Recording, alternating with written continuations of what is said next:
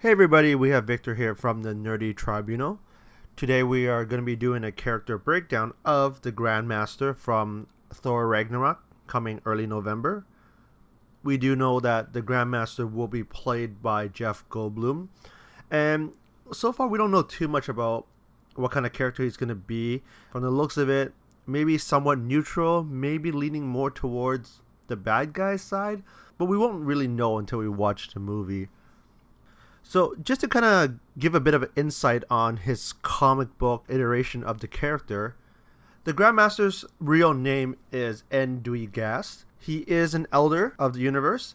So basically, he's one of the beings that have been around since the Big Bang. His history's kind of been lost in the Marvel universe. So we don't really know exactly how his race of people came to power, but we do know that there are a few of them surviving still in the Marvel comic universe. The Collector is one that we've seen from Guardians of the Galaxy. We also seen Eagle the Planet. He was in Guardians of the Galaxy Volume 2. He was mentioned as being a Celestial in the movie, but in the comics he is part of the Elders. The Grandmaster himself, being around for however long since the Big Bang, he's known to be quite the gamer. Not in the sense of video games or whatnot, but he loves to study games and different forms of games. So, tournaments and like any kind of contest, you can kind of say. He's been known to have contests throughout his comic book history called the Contest of Champions. The first time we kind of see him in the comics, he was going against Kang the Conqueror, having a bit of a battle. He had his own squadron that he brought in, and the Avengers came into play. But he's been known to kind of pit this kind of contest against one another and basically bring in squadrons of teams of either superheroes and supervillains and kind of just duke it out that way. Just kind of like in the video games. So with the Grandmaster, I think the biggest battle he had in the comic books was when he was pitted against Death herself. Basically what happened was he was trying to resurrect one of his so-called brother, but basically just another elders, the Collector himself. They're a race of known to be pretty hard to kill, but in this instance the Collector was dead. Basically the Grandmaster challenged Death to revive the Collector. Being tricked himself by Death, he was sacrificed to revive the Collector.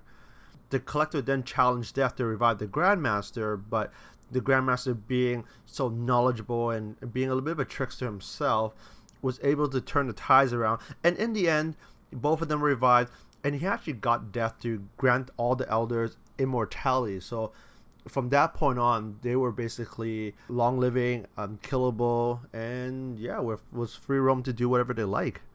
One other major event from the comics that involved the Grandmaster was Infinity War itself. During a period of time, the Elders wanted to take down Galactus, knowing that he would be the destroyer of worlds.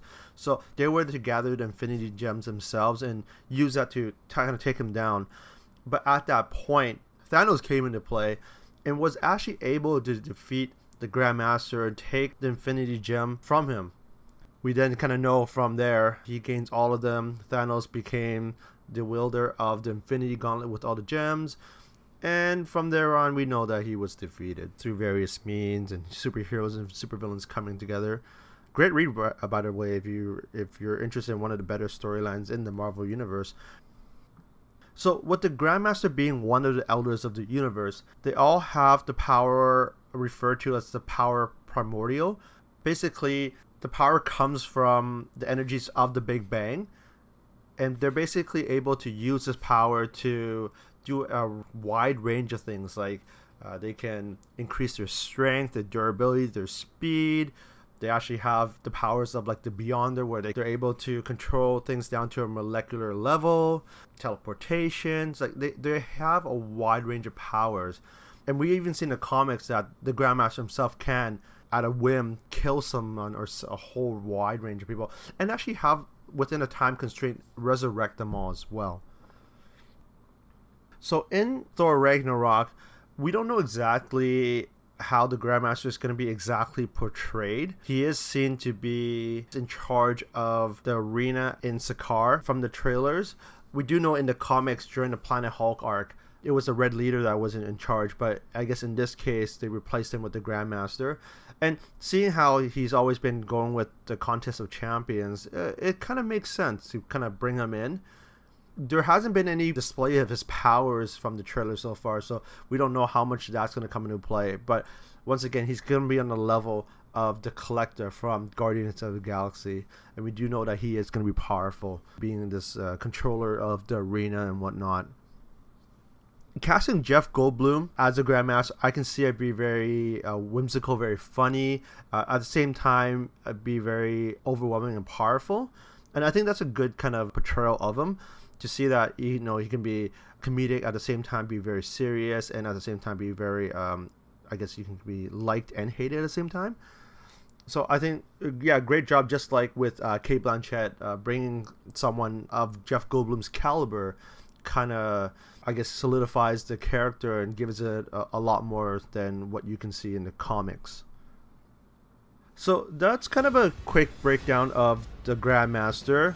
You know, seeing Jeff Goldblum in the role is going to be awesome. It's going to be fun, and I think it's going to add to it, because reviews online already stated that Thor Ragnarok is going to be hilarious and funny.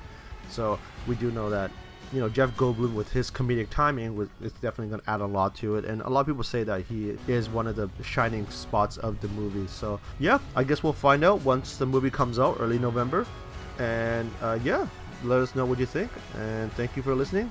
Until next time.